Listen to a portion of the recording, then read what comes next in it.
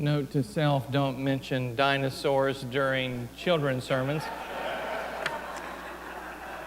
It's a little advice.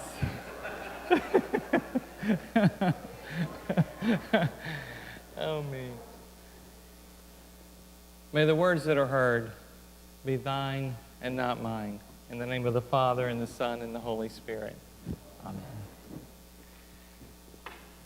Have you ever heard of Route 66? Route 66 was completed and formally opened on November the 11th, 1926. It was known by several monikers: the Will Rogers Highway, Main Street America, and the Mother Road. It ran continuously from Chicago to Los Angeles, a marvel of infrastructure at that time. Now, the roadway remains accessible, but Route 66 is officially closed. Yet many believe that this federal highway was catalyst for what became the era known as the era of the Great American Road, reaching its peak in the 50s and 60s with its roadside attractions, motel culture, and the phenomenon of the summer vacation.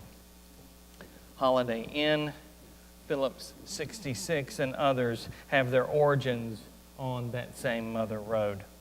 The latter being part of another subculture in Americana, the filling station. An entire generation now will grow up without any concept of what a full-service station is. You can just imagine right now the Norman Rockwell prints and those renderings.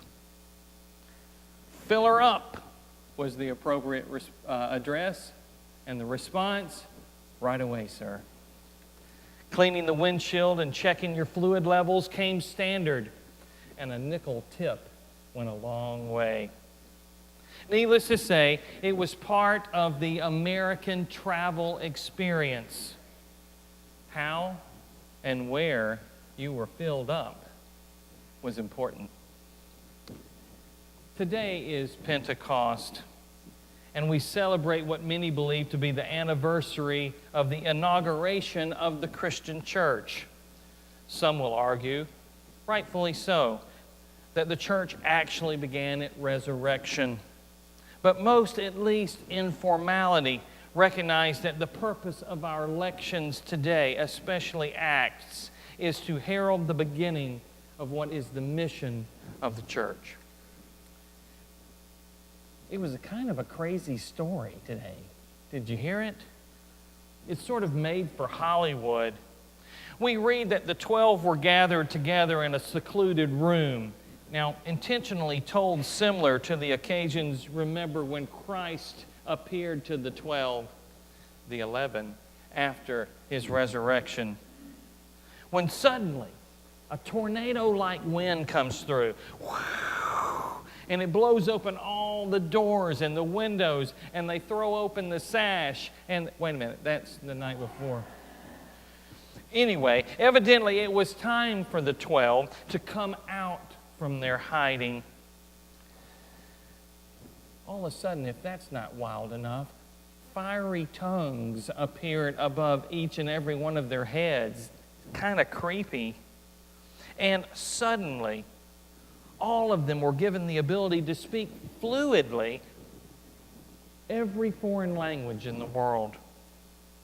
The inference is that it was time for the message of Christ to be taken to all people. The doors were open to all cultures. But did you notice that it remains the Jewish segment that is stressed there? And not just because they were in Jerusalem. The message was still Jesus as a Jewish Messiah. But now the scope would be more inclusive.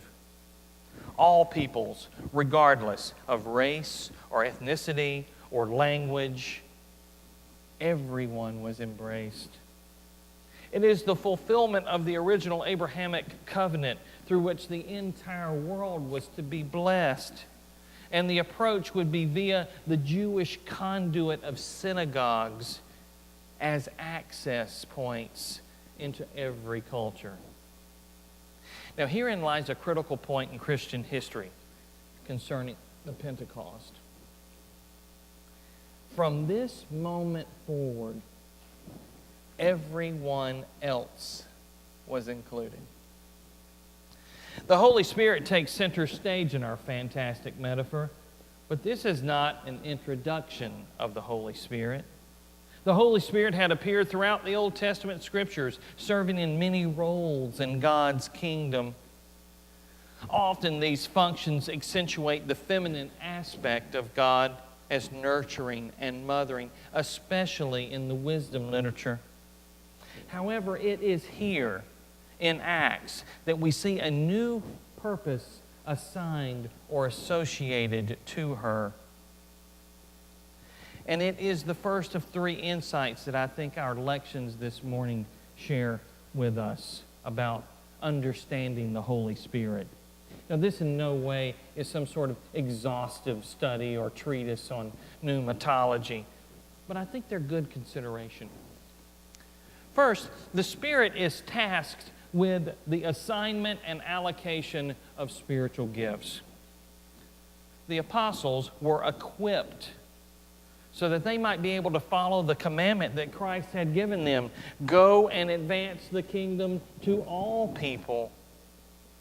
They were filled with the Holy Spirit. They were given the tools they needed to do their job. We mentioned spiritual gifts several weeks ago as to be discussed further this morning.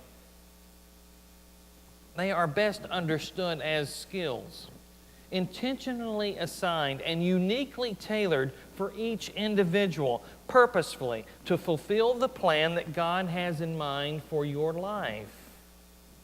I like to refer to them as gift sets rather than the secular workforce equivalent of skill sets. We receive them on our own personal Pentecost at conversion when we are filled with the Holy Spirit. Everyone has them, and no gift is less important or more important than the next. It's sort of your fill-up. Often I hear that someone might think that, Father Chris, I don't really have any spiritual gifts, but this is not so. As sure as God has a plan for your life, God will provide you with the equipment necessary to complete that task. It seems just a little bit counterintuitive, I know. Normally, you're given the task first, and then charged with going to find the tools you need to do it. So, Chris, go mow the lawn. Well, okay, I'll go find the lawnmower, and I'll start mowing the lawn. This is just the opposite. You're given the tools and then asked to identify the task. That's why it seems kind of difficult. Oh, but it's so worth it. It's so important as a part of your spiritual journey and becoming. Another thought about your gifts is that each is critical. Each is necessary. Each is vital. Yours complement mine and vice versa. No gift more necessary than the next. The idea is that when all are present, then we are whole. Every strength represented.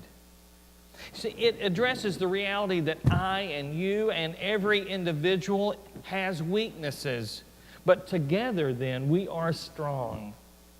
Simply put, we are best when we are one, and not what we could be if we were anything otherwise. This is how God intends to do this Christian life thing that we're attempting to do. This is God's plan for moving and advancing the kingdom. It's through this allocation of gifts. But it will not be effective unless everyone is fully participating. We need all hands on deck, or not every strength will be present. It's like a well-oiled machine with every part in synchronicity, or a well-drilled unit with every soldier in lockstep. Everyone doing their part. Next, in Romans we read that the Spirit serves as a mediator between God and us. Have you ever felt alone? Have you ever thought, I don't think the prayers are really going beyond the ceiling. I'm not even sure that this even works. When our inability or our sinfulness or our lack of understandings prevent us from hearing or sensing God's direction for our lives, then the Spirit steps in and serves as an intercessor between us and God. She becomes the ultimate translator. Exactly what Job was pleading for when Job asks, "Oh, that I might have a mediator, someone to plead my case before God." The Holy Spirit is that comforter. Even when it is dark or scary or confusing or bad news at the doctor's office, or the day that your business has to close or your relationship is broken. It's those days that the Holy Spirit makes sure that your tires are inflated to the right level and that you have the proper level of windshield wiper fluid, slams down the hood, says you're all set, you're good to go. Finally, our gospel tells us that the Spirit reveals to us the truth. Now, this is way more than just accurate facts about a matter, just the facts, ma'am. This is in-depth, depth of the soul, mystical stuff with sighs that are too deep for words. Call it peace if that works better for you. But bottom line, this is the benefit for you and for me. This is where you see the benefit. God doesn't assign a plan for our lives whimsically or capriciously, like some sort of cosmic puppeteer. The purpose of an assignment is for you to find the joy and fulfillment and peace and wholeness that you need. It's what you desire. We're not given jobs just so God can have a free labor force. The goal is your and my becoming. This is so we can be filled with the perfect octane level to ensure the highest of performance. Oh, dear ones, Pentecost was a historic milestone for the church, but it is also about you and me being filled with the Spirit right here, right now. It's a real thing. It's not a fairy tale. This is not watching cartoons when you were a kid. This is stuff that can happen in your life right now. Come, Holy Spirit. Fill the hearts of your faithful and kindle in them the fire of your love. Send forth your Spirit, and we shall be created, and you shall renew the face of the earth. Fill her up.